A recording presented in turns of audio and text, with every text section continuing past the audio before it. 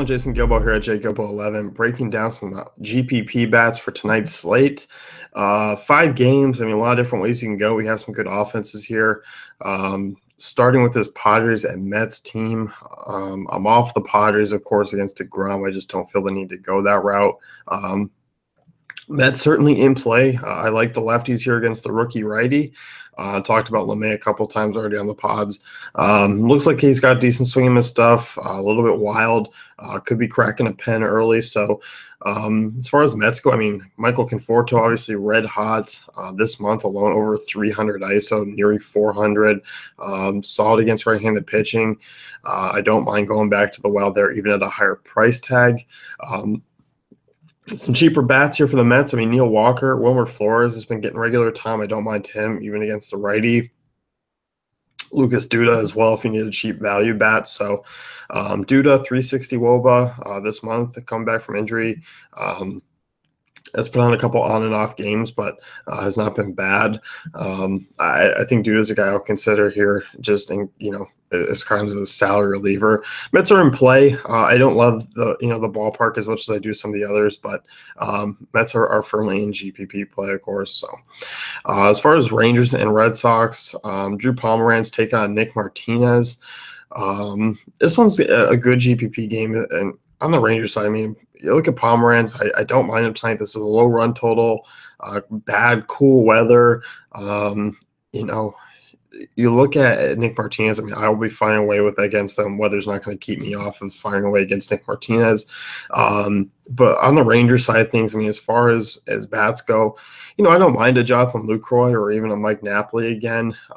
If Joey Gallo can get into the lineup, I don't mind him.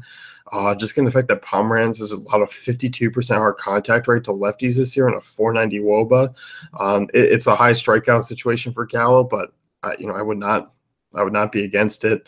Ryan Rua, Delino DeShields. I mean, those are all options you to consider. I mean, all strictly GPP options. I won't be considering any of them in cash games or anything like that. But I don't mind the Rangers one-offs as far as GPPs go.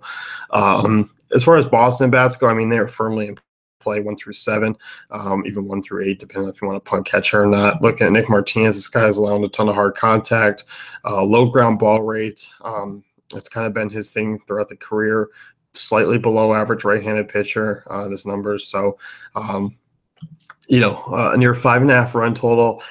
Weather's not terrific. It's not a hot day, which is a little bit of a bummer, but this is not a bad spot for Boston. I like the stack, as I said in the stacking pod, but I definitely like the one-offs here as far as Mookie Betts. I like Andrew Benintendi. This guy who's been hitting the ball hard, starting to find himself a little bit here over the last few games, which is nice to see. So I'll definitely be continuing to look at him as kind of, drop price a little bit. Mitch Moreland on FanDuel, good value. I don't mind Hanley Ramirez as well in DraftKings, only 4,500. This is a guy who's been hitting the ball hard this year. So they're firmly in play. Detroit and Houston, if you watch the stacking pod, you know my love for Detroit tonight, up against Mike Fiers.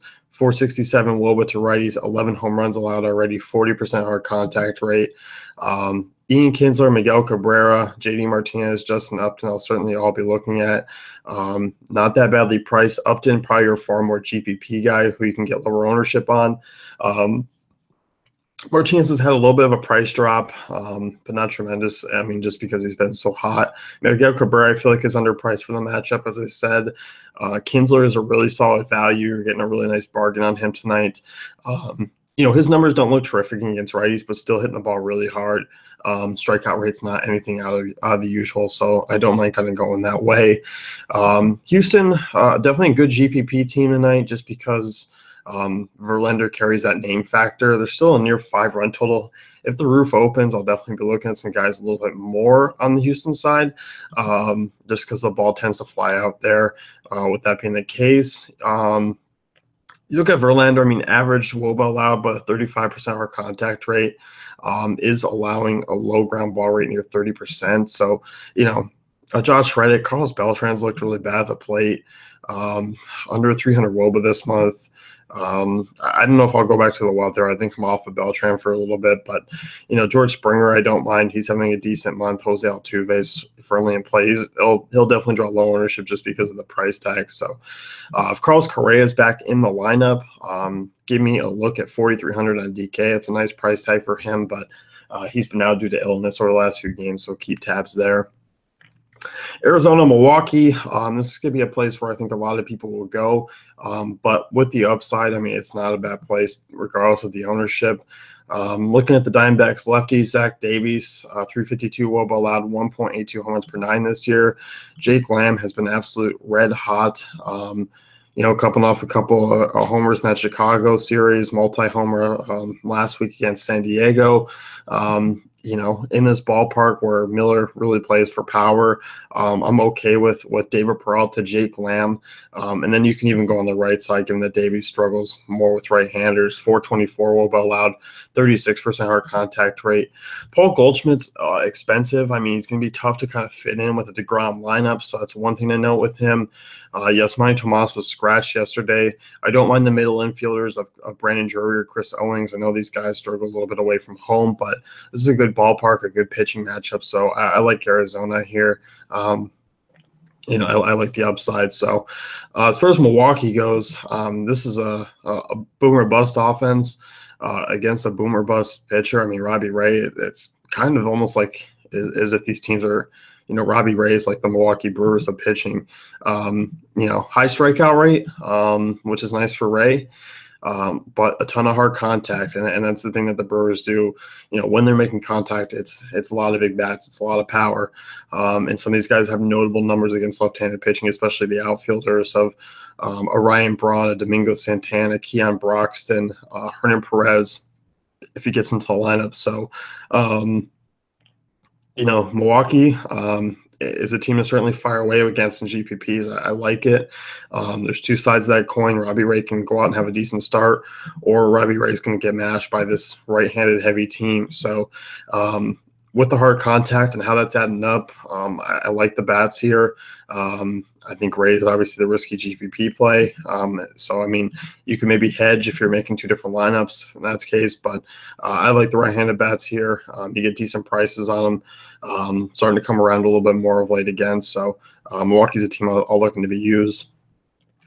Cardinals and Dodgers, this one's not thrilling at all. I don't like targeting a lot of bats here. I mean, if I was looking, maybe I look at a couple of the lefties, but, yes, Walker's long at 342 WOBA, but 21% hard contact rate, decent ground ball rate.